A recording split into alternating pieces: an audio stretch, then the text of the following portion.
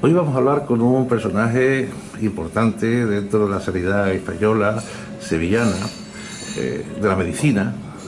Pero antes vamos a preguntarle, ¿dónde nació? Yo nací aquí en Sevilla, en la Puerta Carmona, hace ya 79 años. ¿Y cómo decidiste estudiar en medicina? ¿Perdón? ¿Cuándo decidiste estudiar medicina? Bueno, en mi familia no ha habido ningún médico. Yo soy el primer médico en mi familia. Mi padre era un comerciante de clase media y mi madre no tenía ni trabajo ni estudios tampoco. Y yo estudié con beca. Estudié mi bachillerato como hacíamos todos y luego decidí estudiar medicina pues porque tenía amigos que tenían padres médicos y tenía algunas relaciones. Entre ellos el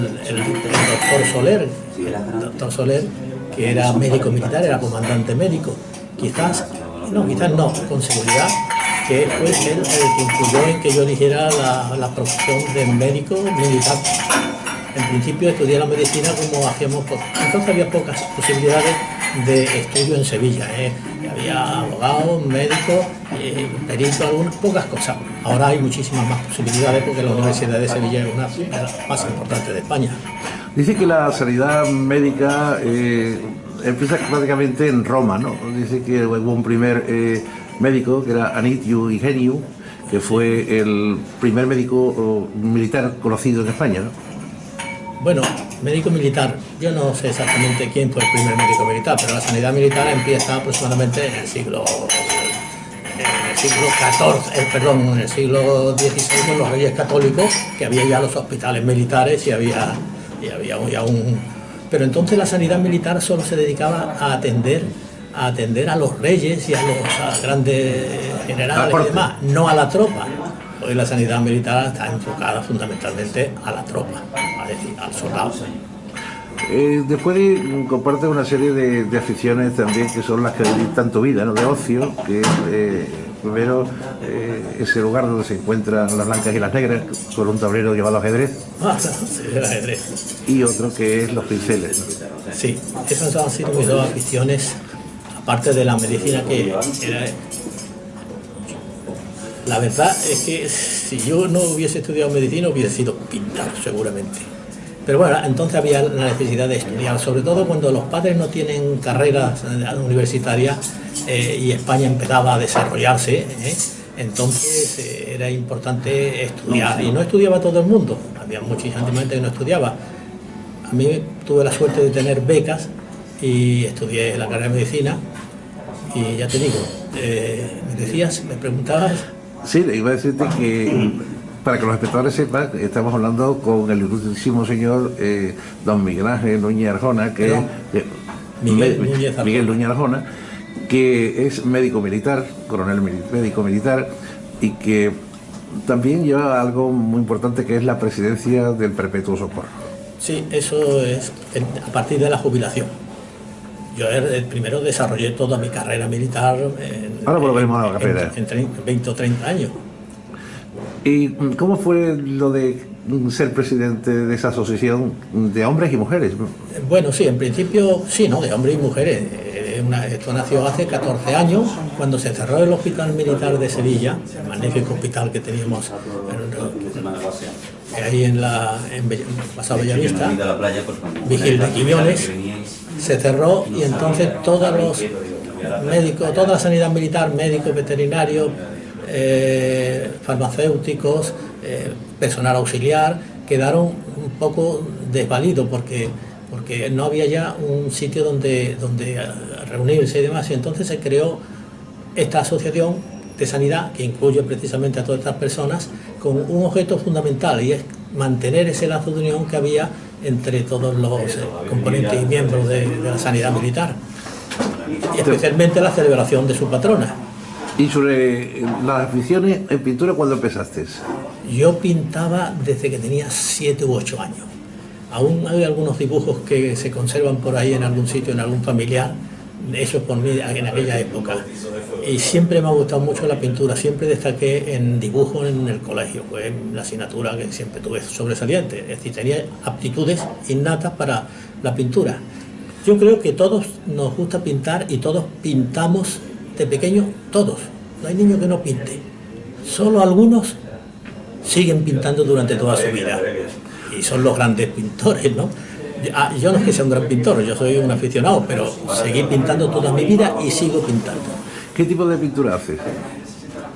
Yo he hecho y he probado con todos los estilos. Yo empecé siempre con el realismo, que es como empezamos todos, pintando bodegones, pintando cosas que vemos de la naturaleza, naturalismo, realismo. Pero después yo he pintado impresionismo, expresionismo, incluso he hecho algo de cubismo, pero lo que más me gusta es la pintura figurativa, es aquella que se ve lo que hay pintado.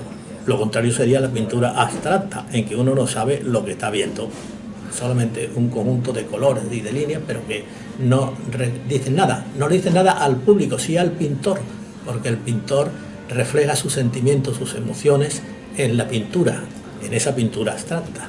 Ahí estaba Rembrandt, ¿no? Rembrandt era figurativo total y realista, no era en absoluto modernista. En no, te estoy hablando del realismo, vamos. Del impresionismo no, te estoy hablando del realismo. Del realismo, sí, el realismo. Hombre, Rembrandt era un barroco holandés de lo mejor que ha habido en el mundo. Y de mucha pintura holandesa buena, muchísima. La pintura holandesa es tan rica y tiene su siglo de oro, tanto como la española, teniendo en cuenta que los holandeses han estado bajo el dominio de España muchísimos años, más de 100 años. Y de 2 siglos, no de 100 años. Miguel, ¿y el ajedrez por qué? El ajedrez, porque a mí alguien me enseñó a jugar al ajedrez con 6 o 7 años y yo debía tener cualidades, porque para jugar al ajedrez no hace falta ser inteligente, simplemente tener unas aptitudes determinadas como hay que tener para cualquier otra gusto, profesión o deporte, ¿no? Y a mí me gustaba por una razón, porque yo le ganaba a mucha gente. Y entonces cuando uno gana en una cosa, se estimula y estudia. Entonces yo empezaba de pequeño, cuando tenía 10, 11 y 12 años, prácticamente le ganaba a casi todos los adultos que se ponían a jugar conmigo, casi todos. Hoy en realidad, entonces y ahora tampoco, el ajedrez tiene gran predicamento como popular, o sea, que no está considerado como en otros sitios, que es una asignatura que se da en los colegios. A mí me gustó el ajedrez, yo empecé aficionado, pero terminé estudiando ajedrez, tengo muchos libros de ajedrez y he participado en muchísimos torneos, incluido en el Torneo Nacional de España de primera categoría, yo estuve federado, pero luego con la profesión pues tuve que dejarlo, pero siempre he seguido jugando al ajedrez, incluso después de jubilarme es cuando más juego al ajedrez, por internet, porque no encuentro gente para jugar al ajedrez, hay poca gente que... He dado clases de ajedrez, me gustaría que dieran en los colegios ajedrez. Hoy se da en algunos colegios el ajedrez. El ajedrez lo que pasa es que estimula una serie de facultades intelectivas que son necesarias y que refuerzan la memoria, la paciencia, muchas cosas que son beneficiosas para el ser humano. Además de eso, hay técnica, hay táctica y sobre todo hay desarrollo de inteligencia, sobre todo visual, ¿no? Sí, hay muchos desarrollos de muchas facetas de la inteligencia. Desde luego que hay una técnica. Lo que hay es un entrenamiento como en todos los juegos y deportes. Cuanto más te entrenas, si tú tienes las aptitudes necesarias, pues cuanto más se entrena, mejor se juega, mejor se realiza un torneo y se gana o no se gana. Miguel, perdón que interrumpa. Si volviésemos otra vez a tu época de médico, ¿por qué escoges pediatría entre una de tus especialidades? Sí, normalmente el médico cuando estudia no está pensando en una especialidad. La especialidad viene luego por las circunstancias que rodean su profesión, las facilidades que tenga para entrar en un servicio o en otro, o con un profesor o con otro. Porque realmente, lo que siempre, sí hay algunas cosas que no le gustaría ser al médico. Por ejemplo, a mí no me atraía, por ejemplo, no me atraía el laboratorio, no me atraía la investigación, no me atraía la ginecología, aunque estuve interno un año entero en ginecología haciendo partos y guardias en ginecología, pero descartando esas tres, a mí elegí entre dos cosas, o clínico o cirujano. Yo tenía mucha habilidad manual, como la tenía por la pintura también. Intenté meterme en el campo de la cirugía y estuve en primero de medicina, estuve yo interno con Cortés, aquí en Sevilla. Interno, le ayudaba a los servicios, iba a todas las operaciones, pero claro, en primero tenía muy poco conocimiento y solo iba prácticamente como mirón. No entré por ahí porque la cirugía tiene uno que tener ciertas circunstancias especiales para que uno entre por ahí. Si me hubiesen de alguna manera facilitado la entrada en la cirugía, pues quizás hubiese estudiado cirugía. Pero cuando yo empecé a estudiar medicina, lo primero que se estudia en medicina son las teorías y no se ve el futuro del ejercicio de un médico con su responsabilidad, o clínica o quirúrgica. Y claro, entonces no se tiene una... como decías tú antes, la especialidad se elige después. Si tú tienes una oportunidad, porque al principio todos hacemos medicina general, todos cuando terminamos somos diplomados, título de licenciado en medicina y cirugía, aunque de cirugía no podemos hacer nada porque como no hago una especialidad con lo que se aprende en la carrera, es que no se puede hacer ni médico ni cirujano. Hay que hacer luego unos cursos, que hoy son los cursos que se hacen de los MIR, por ejemplo, ¿sí? O los cursos de especialidades o los máster. Con la carrera te dan un baño general para que tú luego elijas a qué dedicarte expresamente. Y eso es lo que hemos hecho y lo que hice yo. Yo me dediqué más a la clínica que a la quirúrgica. Y dentro de la clínica dices a la pediatría, pues porque yo tuve un primer destino como médico militar, porque fui médico militar al año siguiente de terminar la carrera. Entonces me destinaron a Jerez, y en Jerez había una plaza de pediatra de la seguridad militar, del seguro militar, y yo la solicité y me la dieron. Y entonces a mí me gustó esa entrada y luego seguí toda la vida, 40 años siendo pediatra. También es otra especialidad, ¿no? Sí, de endocrinología, ¿no? Sí. Eso me surgió porque yo había estado interno en servicios de endocrinología y había hecho algunos trabajos también de endocrinología, y cuando llegué a Ceuta, que yo estuve en Ceuta, como tú sabes, 22 años, en Ceuta no había plaza de pediatra en ese momento. Y entonces un médico militar, que me acuerdo de él, que no sé, ya no vive, Tirso, o sí vivirá, no recuerdo, Tirso, tenía la plaza de endocrino, era capitán médico, en la plaza de endocrino en Ceuta, que solo hay una plaza. El endocrino tiene que estar de guardia permanente todos los días del año, y además su consulta de hospital y consulta de ambulatorio. Este se dejó la plaza porque se marchó, y esa plaza no la podía querer nadie porque nadie tenía conocimientos de endocrinología. Yo era el único que tenía conocimientos de endocrinología y me la dieron en interino. Me la dieron en interino hasta el punto de que estuve 12 años de endocrino en Ceuta. El mayor sacrificio médico que yo he hecho en mi vida, porque es trabajar los 365 días del año, entonces por 3.000 pesetas al mes, viendo urgencias de día y de noche, el día de Navidad, el día de Reyes, el día del Corpus, y una consulta diaria de 1 hora ambulatoria. Eso fue mi experiencia, 12 años de endocrinología. Hoy tengo el título de endocrino también, además del de pediatra. Miguel, aunque sea una provincia de ultramar como es Ceuta, hoy es comunidad autónoma, también se siente uno más querido, más de pueblo, más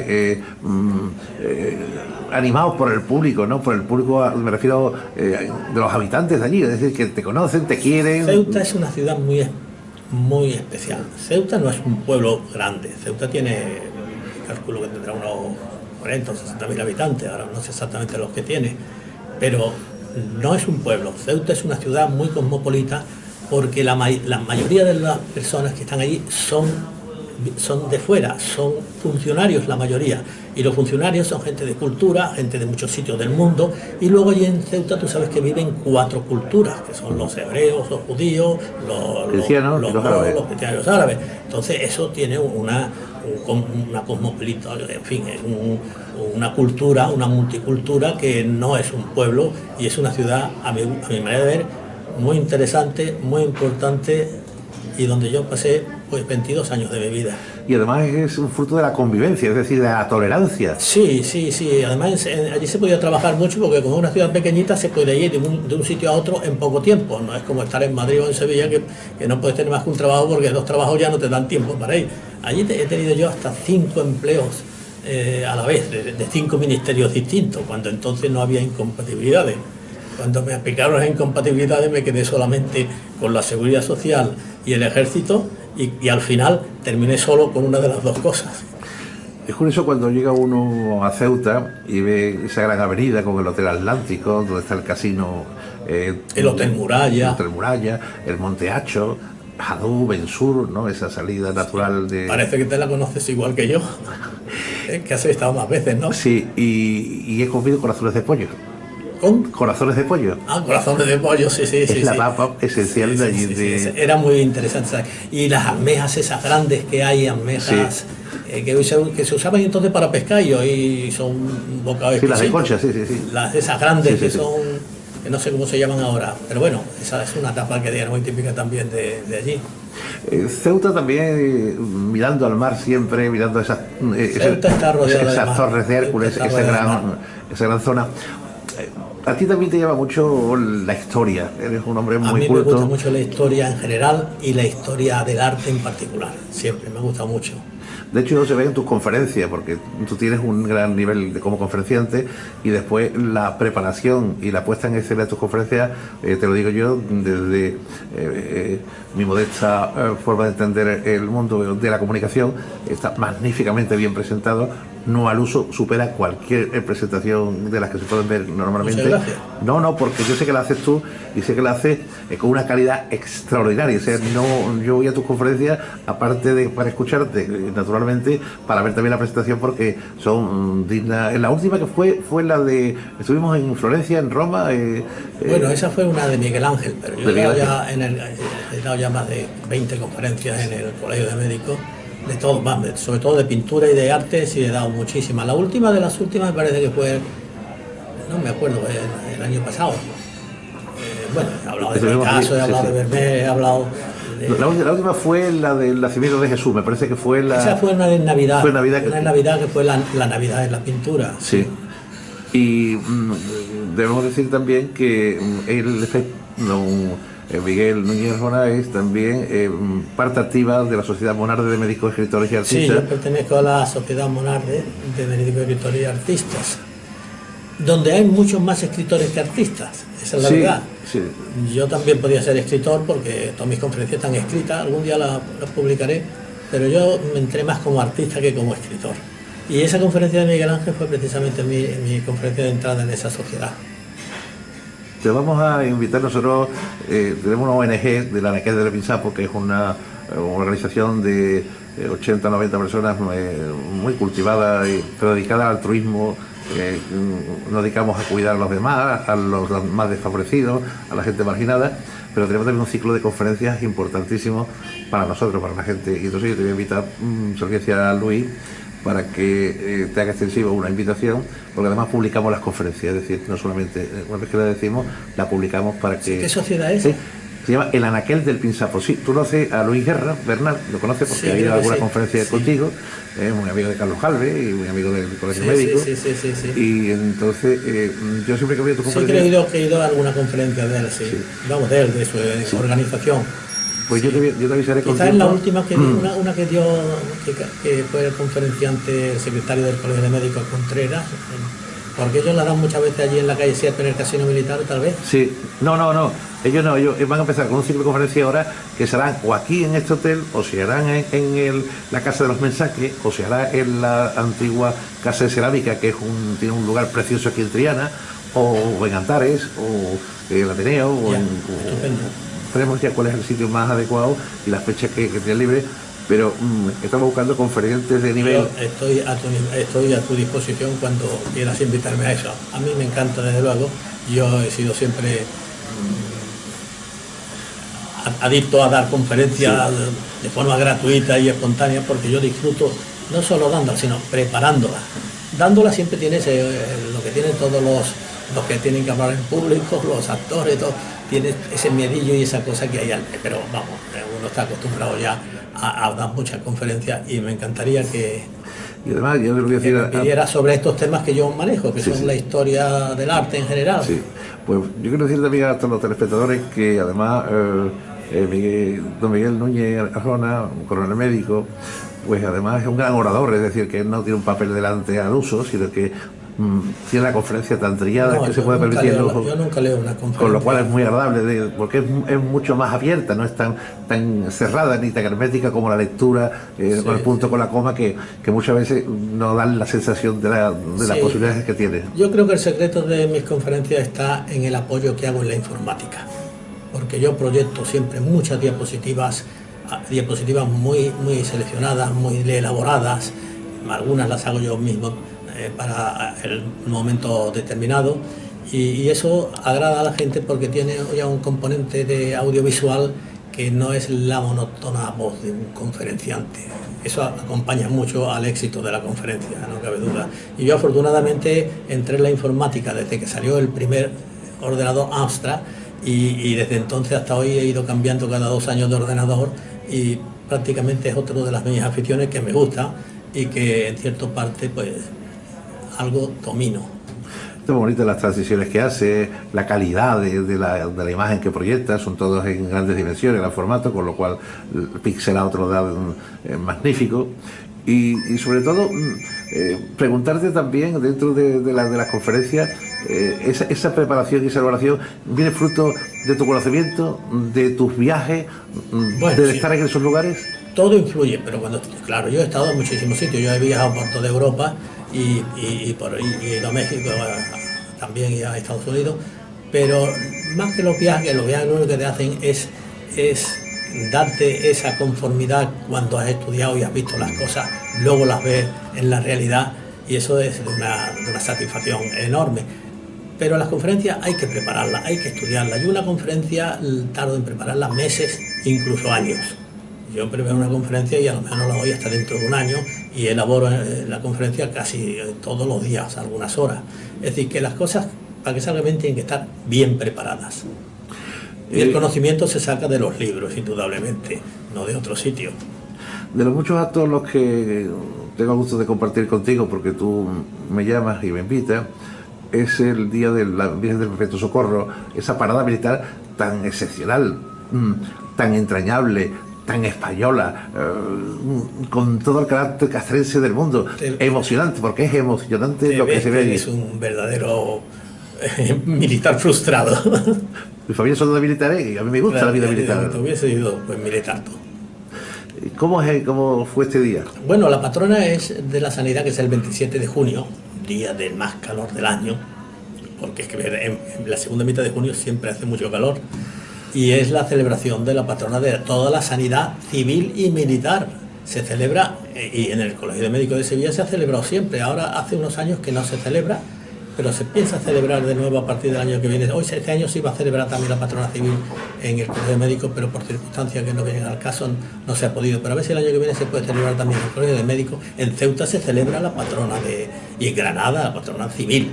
Pero la patrona militar, que es el mismo día, pues la hemos celebrado siempre. Yo durante 40 años que he sido militar he celebrado mi patrona con ese boato y esa solemnidad que tú estás contando, que es verdad, porque el ejército cuando hace sus paradas y sus cosas, pues es una cosa que al público en general le agrada, le gusta la música militar, le gustan las banderas, no a todo el mundo, pero a casi todo el mundo. Sí. Yo creo que tenemos un gran sentido español. Patriótico. Pero vamos, el 95% de España así lo siente, así se emociona. Y mucha gente se emociona con el himno nacional, aunque otros no lo quieran. Pero es que simplemente la puesta en escena que se hace para la parada militar, que en este caso fue además presidida por un ilustrísimo señor. Sí, en este año las presidió el teniente general jefe de la tropa, jefe de la Fuerza Terrestre, que es el general de aquí de Sevilla, el general Gómez de Salazar, Juan Gómez de Salazar. Una extraordinaria persona, que es sencilla y que... Muy sencilla, disfrutamos mucho ese día. Es el jefe de toda la Fuerza Terrestre de España, que está en Sevilla, porque luego está la Fuerza Aérea y la Marina, que eso están en otros sitios, Cartagena, Ferrol, etcétera.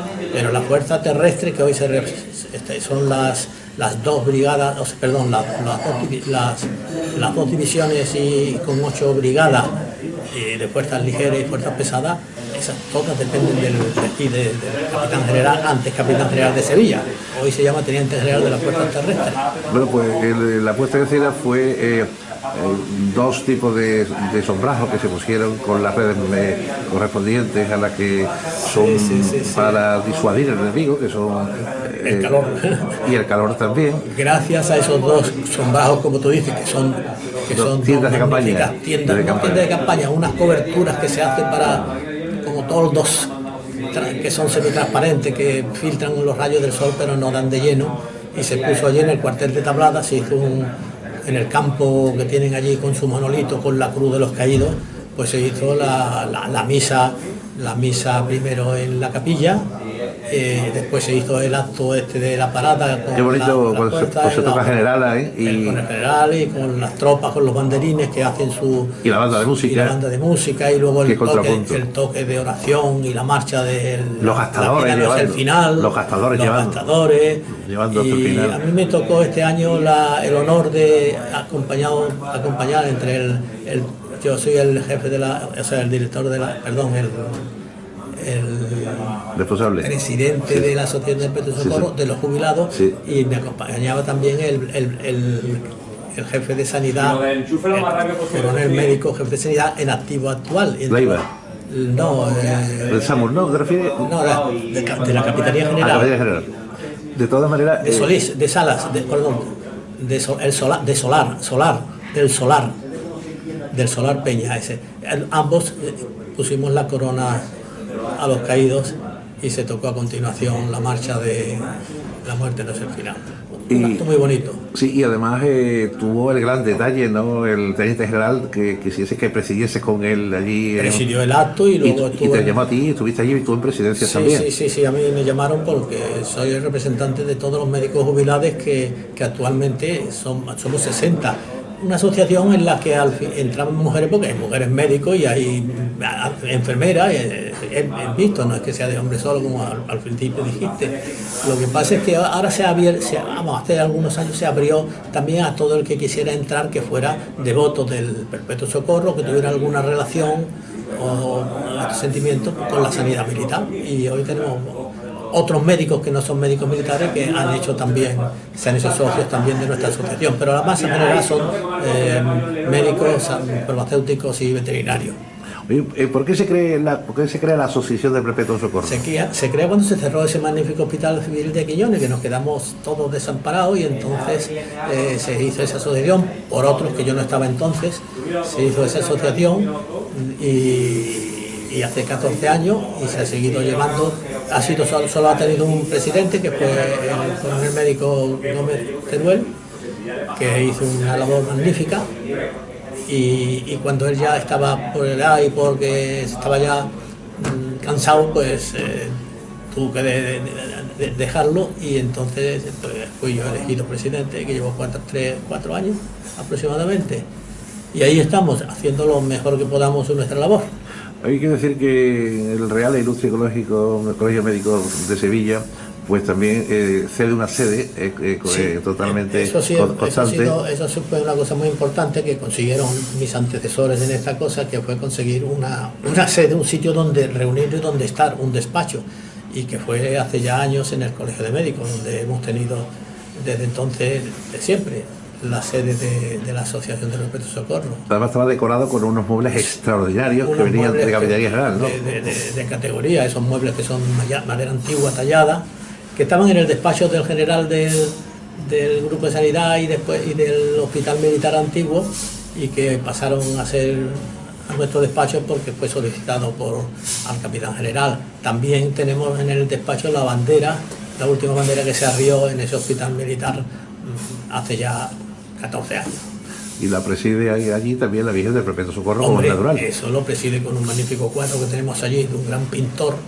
Vamos, la reproducción de ese cuadro de un gran pintor andaluz que se hizo en 1900 y pico, al principio del siglo, para el Grupo de Sanidad.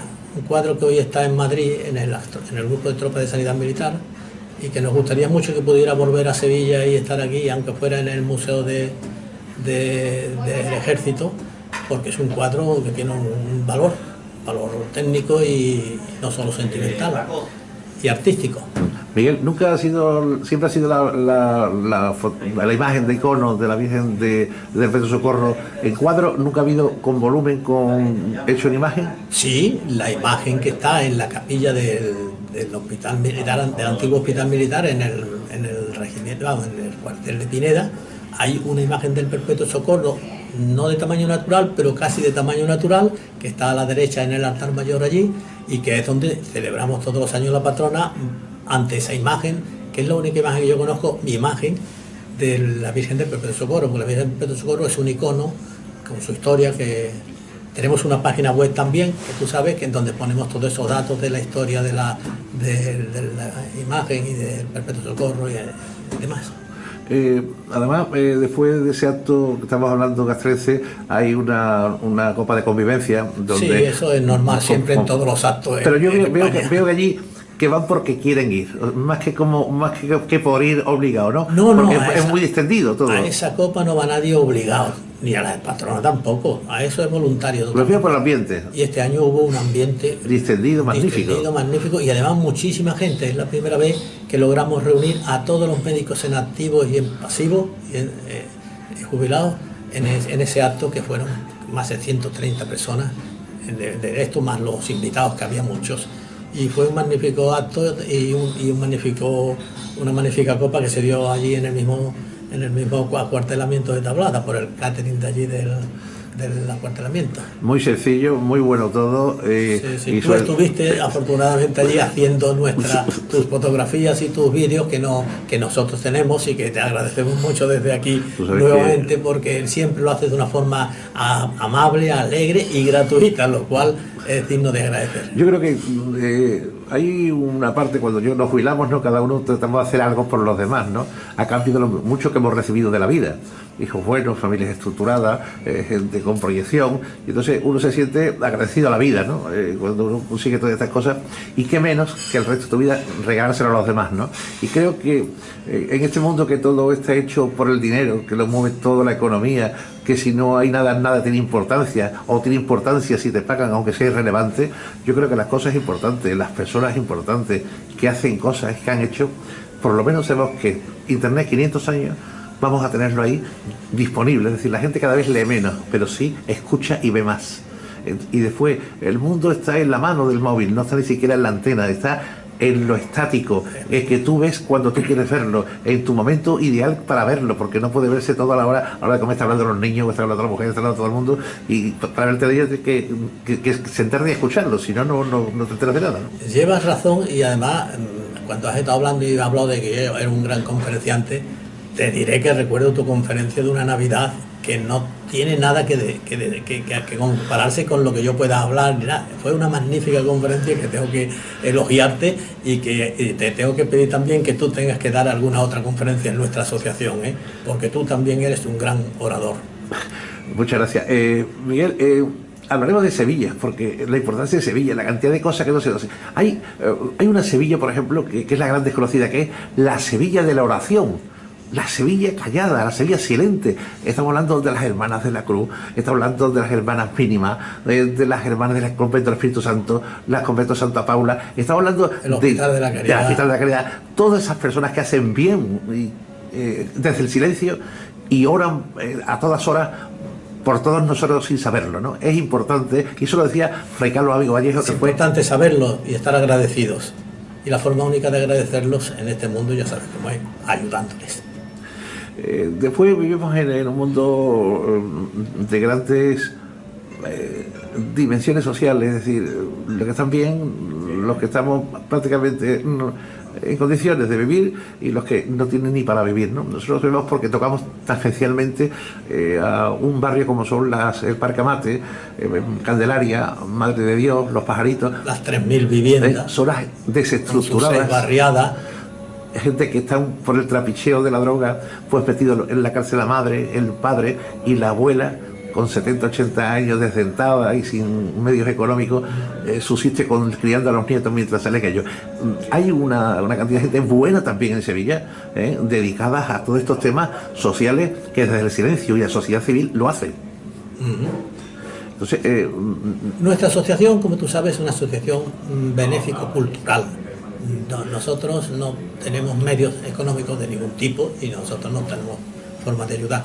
Ayudamos cada uno con lo que podamos, con nuestro saber médico, pues, si hay que ayudar de alguna manera se ayuda. Nos ayudamos como asociación atendiéndonos a los que no pueden en la asociación tener todo lo que debieran y fundamentalmente pues impartimos cultura para Sevilla, para todo el que quiera y que es libre en nuestra asociación la entrada en nuestras conferencias. Este año, el tiempo de Murillo, hicisteis 2 conferencias. Estamos en el año de Murillo. Sí, yo di la conferencia la primera de Murillo, sí. Y la segunda invitaste a doctor Y la segunda la dio el doctor Carlos Galvez. Con la intervención de Murillo estamos en el año. Ahora en noviembre se van a celebrar 2 grandes exposiciones en Santa Clara y en el museo, que hay que volver a verlas, porque va a volver, no, son nuevas, en las que vienen cuadros magníficos de fuera, sobre todo en Santa Clara ese cuadro que es la Virgen de la Faja,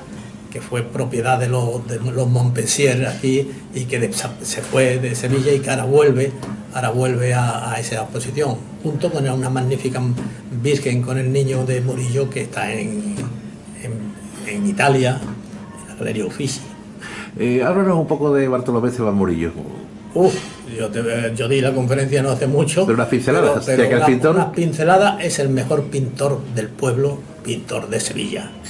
Entre Velázquez, que es de Sevilla, y Murillo tiene muchísimo más valor, no pictórico, no me refiero a eso. La fama de Velázquez es porque Velázquez fue pintor del rey, aunque Murillo se lo ofreció y no quiso al final de su vida. Pero Velázquez se fue de aquí con 20 años y no volvió.